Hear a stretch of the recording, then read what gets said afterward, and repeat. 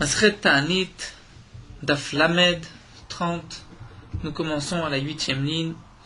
Erev Tisha B'Av lo yochal adam shne tafshilim. Donc la Gemara reprend ce que nous avons vu dans la Mishnah, les halachot de la dernière Seuda Mafseket avant Tisha B'Av. La Mishnah nous a dit, veille de Tisha B'Av, on ne doit pas manger deux plats, c'est-à-dire deux sortes de viande ou de poisson.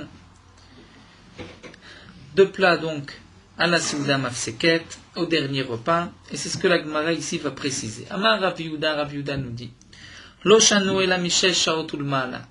Tout ce qui est marqué dans la Mishnah, que nous avons une interdiction de manger deux tafshilim, c'est seulement à partir de chatzot, des mishesh shaot ulmala, à partir de la moitié de la journée, 6 heures, ulmala, vers le haut, c'est-à-dire les heures de l'après-midi. Si on mange l'après-midi, on ne doit pas manger deux tafshilin à la dernière Seuda. Aval mishesh shaot ulmata. Mais si on mange le matin, mutar, on a le droit de manger deux tafshilin. Vamar Rav Yehuda nous dit aussi, lo shanu la besouda mafsikba. Tout le din qu'il ne faut pas manger deux tafshilin, c'est la Seuda mafsikba, avec laquelle il va terminer de manger.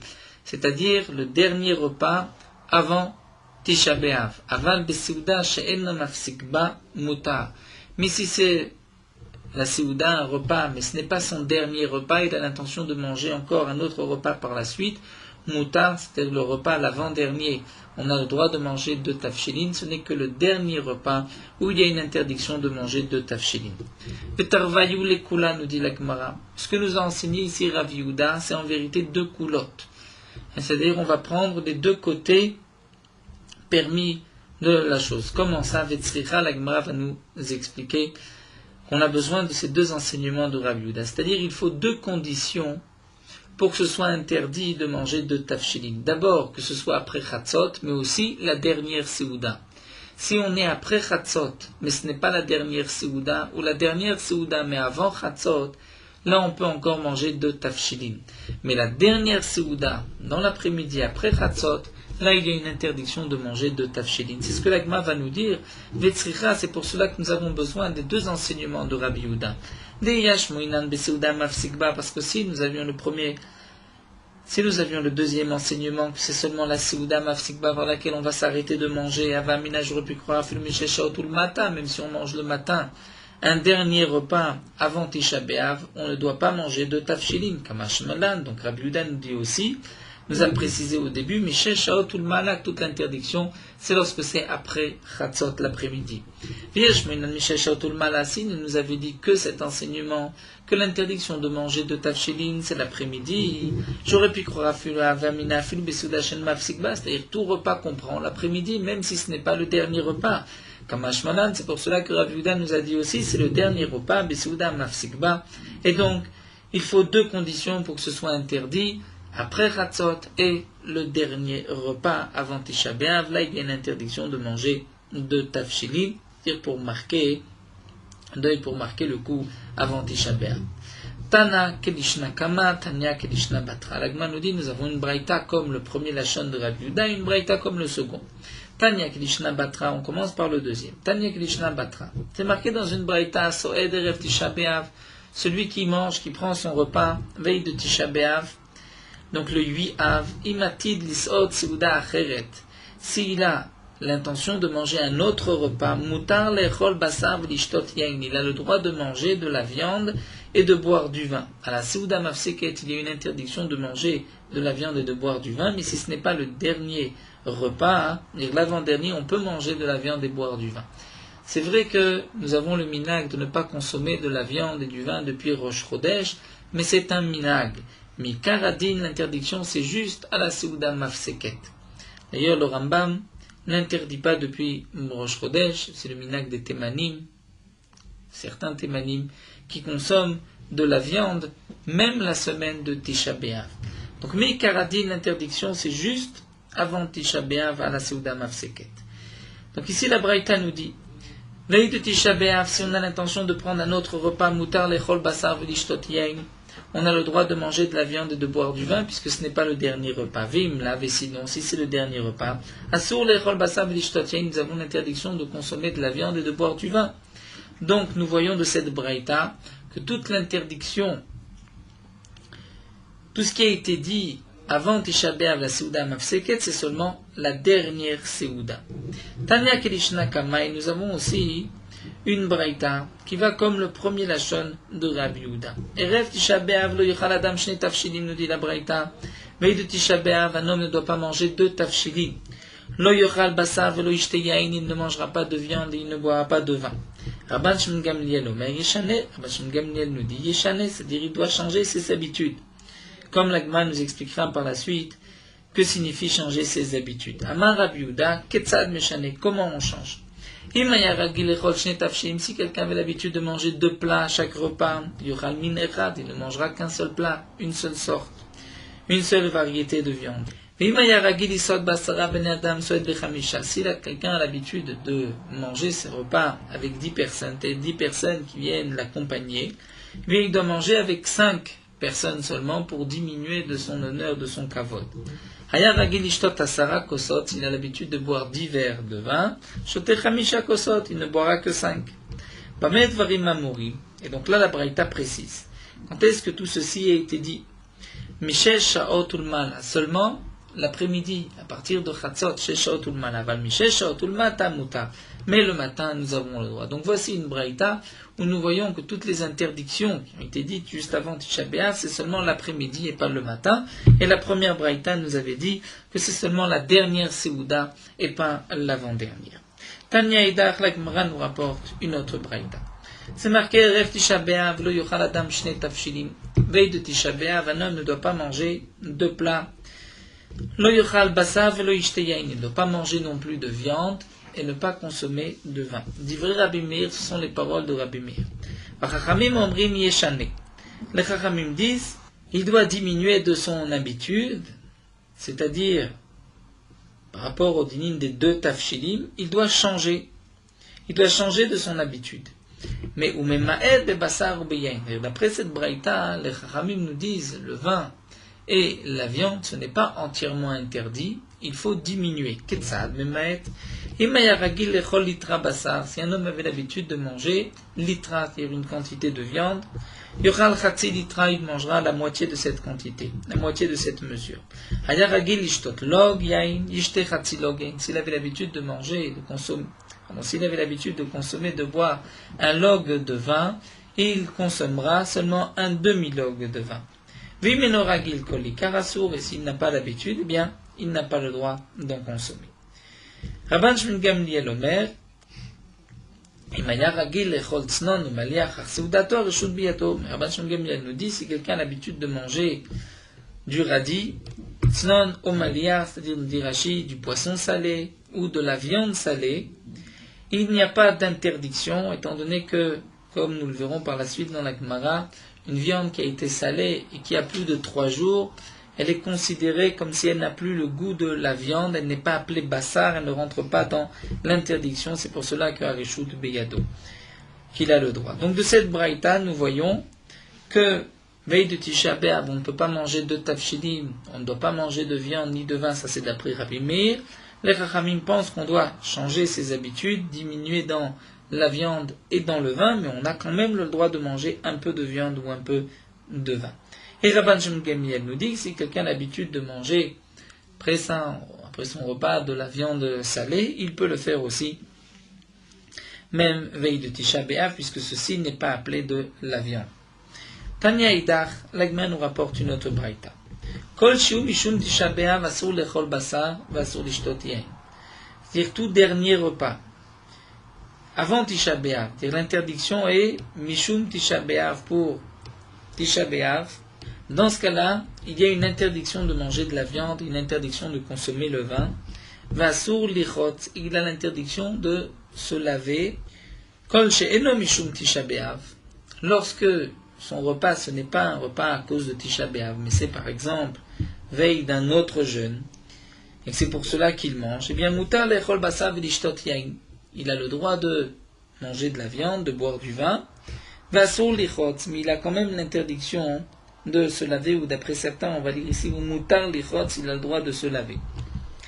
Rabbi Shmuel Rabbi Yossé Omer Mishum Aviv, Et Rabbi Ishmael ben Rabbi Yossé nous dit au nom de son père, Kol sha'a shemutar le'echol, nous allons enlever le bassar, comme nous dit Rashi, le Gaon de Vilna, Kol sha'a shemutar le'echol, tant qu'on peut manger, mutar lichot, on a le droit de se laver. C'est-à-dire l'interdiction de se laver à Tisha B'Av ne commence que lorsque rentre Tisha B'Av et qu'il y a aussi une interdiction de manger. Donc de cette braïta, nous avons vu qu'avant Tisha B'Av, la Séouda d'avant, nous n'avons pas le droit de manger de la viande et de boire du vin, mais on a encore le droit de se laver, d'après Rabbi Ishmael ben Rabbi Yossé, tant que nous avons le droit de manger. Tanu Rabbanan, l'Agma nous rapporte une autre braïta concernant les interdictions même de Tisha B'Av. Kol mitzvot anoagot be'avel. Toutes les mitzvot, s'il y a les interdictions, tout ce qui s'applique sur le Havel, sur l'endeuillé, noagot be'tisha B'Av vont aussi s'appliquer le 9 Av, le jour du jeûne. Asur be'achila ou be'shtia. À part bien sûr ce qui est noeg, chez le Havel, chez l'endeuillé, il y a aussi d'autres interdictions, comme par exemple l'interdiction de manger et de boire. Un Havel a le droit de manger et de boire, mais à Tisha B'Av, Asur be'achila ou be'shtia, on a l'interdiction de manger et de boire. Ou berechitza, certains rajoutent de se laver, ou besicha, de s'enduire d'huile, ou benilat sandal, de porter des chaussures, ou betashmish amita, et devoir conjugal, vasur, likrot, batora, benevim, biktuvim. Et nous avons l'interdiction de lire dans le Chumash, Torah, ou dans les Nevim, dans les Ktuvim, donc dans le Tanakh. Veleshanot be Mishnah, nous avons aussi l'interdiction à Tisha B'Av d'étudier la Mishnah, be Talmud, la Gemara, be Midrash, les Midrashim, Halachot, et même les Agadot. Aval koreu be makom shenoragil likrot, mais on peut lire là où on n'a pas l'habitude de lire. Là où on a l'habitude de lire, ou lorsqu'on étudie, où on comprend, on est dans le sujet, il y a une certaine joie, et c'est pour cela que nous avons l'interdiction d'étudier à Tisha B'Av. Comme nous verrons, l'Agma rapportera un pasouk, Pikoudé Hashem et Sharim et Samchelev, que l'étude de la Torah réjouit le cœur de l'homme. Mais lorsque quelqu'un étudie dans un endroit, Sheino Ragil Likrot, il n'a pas l'habitude d'étudier, donc, nous dit Rashi, puisqu'il ne sait pas, il a de la peine, des difficultés, là ce n'est pas interdit, d'après Tanakama, d'après Rabbi Meir. Donc on a le droit d'étudier, de lire là où on n'a pas l'habitude, d'étudier la Mishnah là où on n'a pas l'habitude d'étudier, et on peut aussi lire les kinot, les plaintes qui ont été écrites pour Tisha B'Av, Be'iyov, dans Iyov, ou Bedvarim Araim Shebe Yirmiyah, et les mauvais choses et les malheurs qui sont marqués dans Yirmiyah. Vetinokot Shel Bet Rabban, et les enfants, le Talmud Torah, là c'est marqué Betelin, mais on doit rajouter Enan Betelimbo, c'est-à-dire ne vont pas s'interrompre de leur étude, ils pourront continuer à étudier ce jour-là. Mishum Sheneema, et donc la Braïta viendrait nous dire pourquoi il y a l'interdiction d'étudier, Pikoudé Hashem et Sharim Samchele, puisque les lois d'Akadosh Baruch Hu, la Torah, les Sharim, les lois sont droites, mais Samchelev réjouissent le cœur. Donc d'après la Girsa la Dugon de Vina, où on va dire que les enfants, Enan Betelimbo, on va immédiatement après lire Rabbi Yehuda, on ne va pas rapporter ce pasouk, Pikoudé Hashem et Sharim, puisque c'est un pasouk qui se rapporte sur ce qui a été dit plus haut, pas sur le dernier din.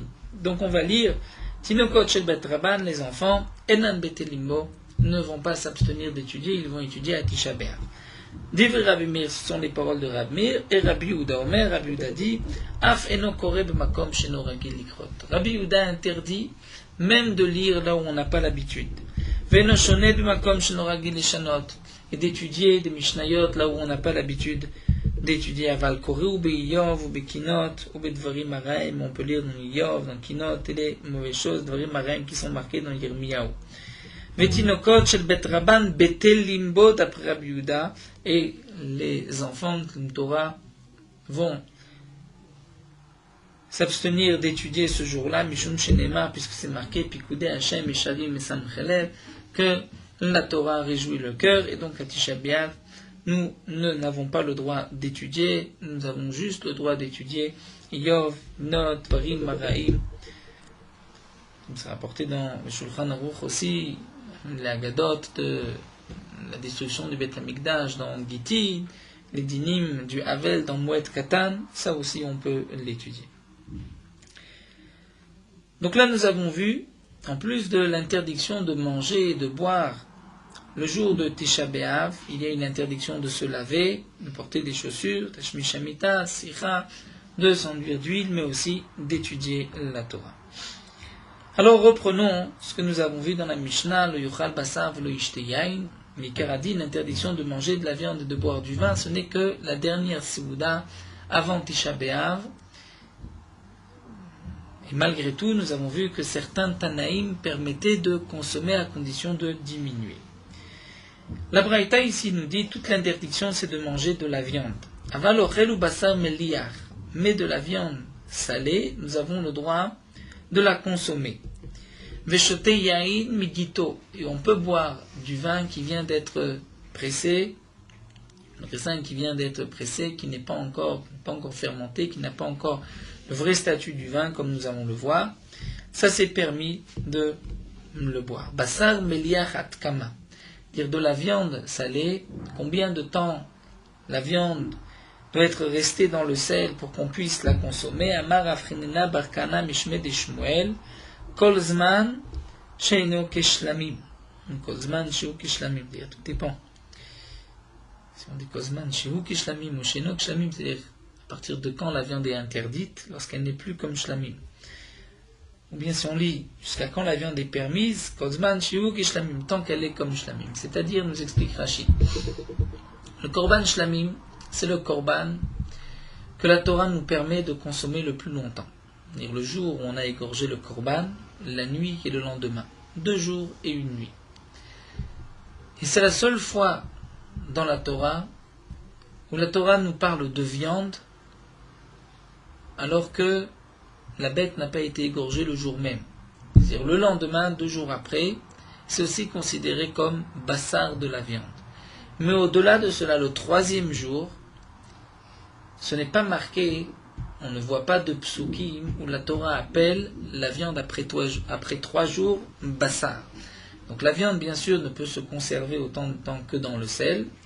Donc la viande salée perd son goût, perd son statut de viande après 3 jours. Puisque la Torah ne l'appelle plus Bassar. On voit que la Torah appelle Bassar Zevar Shlamim, c'est pendant les premiers jours. Donc de là, on apprend que le goût de la viande diminue, n'est pas le même après 3 jours. Et donc, après 2 jours, après 2-3 jours, et donc, de la viande qui est restée dans le sel 3 jours, cette viande est permise, elle n'est pas considérée comme Bassar, elle n'est pas interdite avant Tisha B'Av. Pour le vin, Yain Migito Atkama, combien de temps? Kolzman Shu Toses. Tant qu'il est Toses, tant qu'il bout, nous explique Rashi, le vin, nous avons le droit de le consommer. Tana, la Braïta nous dit que Yain Toses Enbo Mishum Gilouy. Donc le vin, tant qu'il est Toses, tant qu'il bout, c'est-à-dire tant qu'il y a le début de la fermentation, Enbo Mishum Gilouy. S'il est resté découvert, il n'y a pas d'interdiction Mishum Gilouy, c'est-à-dire aucun serpent ne va s'approcher, nous dit Rashi, il va avoir peur de cette retira de ces bulles, et donc il ne va pas consommer de ce vin, il ne va pas jeter son venin. Fekama tesisato, il est bon de rappeler que toute boisson qui est restée découverte est interdite, mishum gilouy, et parce que peut-être un serpent a consommé, a bu de cette eau et a laissé son venin. Donc il y a sakanat nefashot, un danger de mort. Kama tesisato, combien de temps on considère que le vin bout? Shalosh yamim, 3 jours. Amar Rabbi Yehuda Marav, kach haya minago shel Rabbi Yehuda beRabbi Hilae, erev Tisha B'Av. Rabbi Yehuda nous dit au nom de Rav, telle était l'habitude de Rabbi Yehuda, le fils de Rabbi Hilae, veille de Tisha B'Av, mevimlo patrareva bemelar, on lui a mené du pain dur, bemelar dans du sel, puis Yoshev ben Tanour le Kiraïm, et il était assis entre le four et le fourneau, c'est-à-dire, nous dit Rashi, dans l'endroit le moins agréable, le moins propre de la maison. Ve'ochel ve'choté, c'était là-bas qu'il était assis, qu'il mangeait. Ve'choté alea kiton shel maim, il buvait avec une mesure, un peu d'eau, une carafe d'eau.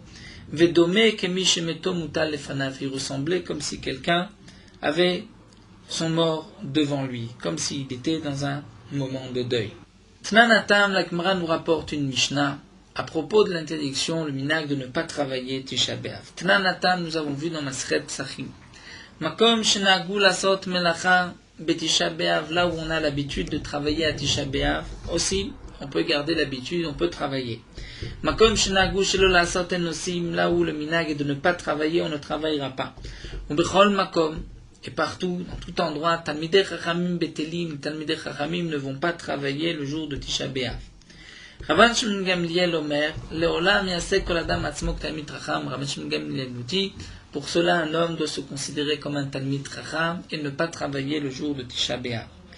Tanya Nameachi, nous avons aussi une braïta qui nous dit, Rabban Shimon Gamliel Omer, Leolam yaseh adam atzmo Talmid Chacham, un homme doit se comporter comme un Talmid Chacham pour ces choses-là, pour qu'il soit dans la difficulté, qu'il soit opprimé, dire que Tisha B'Av, il ne travaille pas. C'est ce que Rabban Shimon Gamliel vient nous enseigner, bien qu'un homme n'a pas le droit d'être orgueilleux, de se considérer comme Talmid Chacham, s'il n'est pas arrivé à ce stade, à ce statut, malgré tout, pour certaines choses, on peut se considérer comme Talmid Chacham, dire pour ne pas travailler, par exemple, à Tisha B'Av. C'est-à-dire l'interdiction de travailler à Tisha B'Av, c'est pour montrer la veloute, pour ne pas aussi être occupé à d'autres choses que la veloute de la destruction du Beth Amikdash. Tanya Edach, la Gemara nous rapporte une autre braïta. Rabban Shimon ben Gamliel Omer, Rabban Shimon Gamliel nous dit, Kol ha'ochel ve'shoteh beTisha B'Av, tout celui qui mange et qui boit le jour de Tisha B'Av, Keilu ochel ve'shoteh b'Yom Kippurim, c'est aussi grave que si quelqu'un mange et boit le jour de Yom Kippourim. Rabbi Akiva Omer, Rabbi Akiva nous dit, Kol ha'oseh melacha beTisha B'Av, eno roe siman bracha leolam. Celui qui travaille Tisha B'Av ne voit pas de bénédiction, leolam à jamais, et Rachid précisé, ainsi que Tosfot, il ne voit pas de bénédiction dans ce travail. C'est-à-dire l'argent, le gain de ce travail, ne sera pas une bénédiction. Les Chachamim nous disent que l'oseh melacha beTisha B'Av, tout celui qui travaille à Tisha B'Av, eno mitabel al Yerushalayim, et qui ne porte pas le deuil de Jérusalem, eno roe besimchata, il n'aura pas le mérite de voir la simra, la réjouissance de Yerushalayim. Shenema, comme c'est marqué dans le pasuk, simchu et Yerushalayim vigilu ba kol ohavea, réjouissez-vous, kol ohavea, tous ceux, et avec Yerushalayim, tous ceux qui l'aiment, sisu ita masos kol hamitabim alea, que vont se réjouir tous ceux qui ont porté le deuil de Yerushalayim. Mais quand Amrou de là, les Chachamim ont dit, kol hamitabel al Yerushalayim zocher veroe besimchata, tout celui qui porte le deuil de Yerushalayim, zocher veroe besimchata, il aura le mérite de voir la réjouissance, la joie, la reconstruction de Yerushalayim. Veshelom mitabel Yerushalayim, et celui qui n'est pas mitabel, qui ne porte pas le deuil sur Yerushalayim, eno roe besimchata, il ne verra pas la reconstruction et la joie de Yerushalayim. Tanya Nameachi, la Gemara nous rapporte aussi notre braïta, Kol ha'ochel basar ve'shoteh yain beTisha B'Av, tout celui qui mange de la viande et qui boit du vin à Tisha B'Av. Et Rashi précise, ici beTisha B'Av, il s'agit dans la Souda Mafseket, puisque nous avons vu plus haut que beTisha B'Av même, c'est comme si on mange Yom Kippourim. Donc là, il s'agit de celui qui mange avant Tisha B'Av à la Souda Mafseket, alav hakatuv omer, sur lui le pasuk dit, Vatei avonotam alatzmotam, dire leur faute était alatzmotam sur leurs os, c'est-à-dire, il porte une lourde avéra sur ses os, sur son corps. Revenons à la Mishnah, Rabbi Yehuda mechayev bekfiat amita velo de lo chachamim. Nous avons vu que d'après Rabbi Yehuda, un homme doit renverser son lit et dormir par terre. Velo de lo chachamim, mais les chachamim n'ont pas été d'accord avec Rabbi Yehuda. Tanya Lagma nous rapporte une braïta. Amroulo le Rabbi Yehuda, on a dit à Rabbi Yehuda, les dvarecha d'après toi, uberot umenikot mate alem, les femmes enceintes et les femmes qui allaitent, qui ne peuvent pas s'allonger, dormir par terre, mate alem, que vont-elles faire? Amar lahem, il aura répondu, Afani lo amarti la beyachol, je dis qu'on doit renverser le lit et dormir par terre, que seulement pour celui qui peut. Tanena Me'achi, la Braïta nous dit aussi, Modé Rabbi Yehuda le Chachamim sheno yachol. Rabbi Yehuda est d'accord avec les Chachamim qu'on n'est pas obligé de retourner son lit si on ne peut pas. Modim Chachamim et Rabbi Yehuda beyachol. Les Chachamim sont d'accord avec Rabbi Yehuda pour celui qui peut, il doit retourner son lit. Maï Benayu, quelle différence entre les deux? C'est-à-dire, si Rabbi Yehuda est d'accord avec les Chachamim et Chachamim avec Rabbi Yehuda, donc dans quel cas il y a une marloquette? Si on peut, tout le monde est d'accord qu'il faut. Si on ne peut pas, tout le monde est d'accord qu'on n'a pas besoin de renverser les lits. Alors l'Agma répond, Ika benayu shar mitot. La différence, la marloquette entre Rabbi Yehuda et Chachamim, c'est les autres lits de la maison. Kedetania, comme c'est marqué dans une braïta. Chez Amrou, Chavot Tamita, lorsqu'on a dit de renverser le lit, l'omitato bilvad. Ce n'est pas seulement son lit ou kové qu'on doit renverser, et la kol amitot kulam ou kové, mais tous les lits de la maison, on doit les retourner. Et là, il y a une marloquette entre Rabbi Yehuda et les Chachamim. Rabbi Yehuda exige de renverser tous les lits de la maison, les Chachamim nous disent que non. D'après cette braïta, les Chachamim et Rabbi Yehuda ne sont en marloquette que pour tous les autres lits de la maison, mais pour celui qui peut, il est évident qu'il doit renverser son lit. Mais Amar Rava nous dit, il cheta ketana didan, velo de lo Chachamim kolikar. La lacha est comme le Tana de notre Mishnah, qui a dit que les Chachamim n'étaient pas d'accord avec Rabbi Yehuda, et cela sous-entend que les Chachamim n'étaient pas du tout d'accord avec Rabbi Yehuda dans aucun cas. C'est-à-dire que d'après les Chachamim, on n'est pas obligé de renverser son lit à Tisha B'Av, on n'est pas obligé de dormir par terre, on peut dormir sur son lit, mais Tosfot précise qu'il faut diminuer les coussins, c'est-à-dire ne pas être autant à l'aise que pendant toute l'année. Si on a l'habitude de dormir sur 2 coussins, on ne doit dormir que sur un seul. Merot ha'alacha daf lamed. À Kriyat Torah d'un Tanit Tzibur, on ne pourra pas faire monter celui qui ne jeûne pas ou celui qui a l'intention de couper le jeûne avant la tombée de la nuit. Un Kohen qui ne jeûne pas, lorsqu'il n'y a pas d'autre Kohen dans la synagogue, ce Kohen devra faire attention de sortir de la synagogue pour ne pas être appelé et pour ne pas rester non plus au moment où on va appeler un Yisraël à sa place. Sinon les gens vont dire pourquoi ce Kohen ne monte pas. Ils vont penser que c'est peut-être un Kohen Pagoum, c'est-à-dire qu'il a perdu sa Keuna, et c'est pour cela qu'il ne monte pas à la Torah. Ils ne vont pas savoir que cet homme-là ne jeûne pas. Donc dans le cas où il n'y a pas d'autre Kohen, il vaut mieux que le Kohen sorte pour ne pas monter à la Torah. S'il y a un autre Kohen dans la synagogue, donc là il est évident qu'il n'a pas besoin de sortir, mais il doit prévenir le Gabaï pour ne pas qu'on l'appelle à la Kriyat Torah. Malgré tout, d'ouvrir le Echal, le Rona Kodesh, de porter le Sefer Torah, ou la Gba'a, la Glila, là il n'y a pas de problème, même celui qui ne jeûne pas pourra faire ses mitzvot.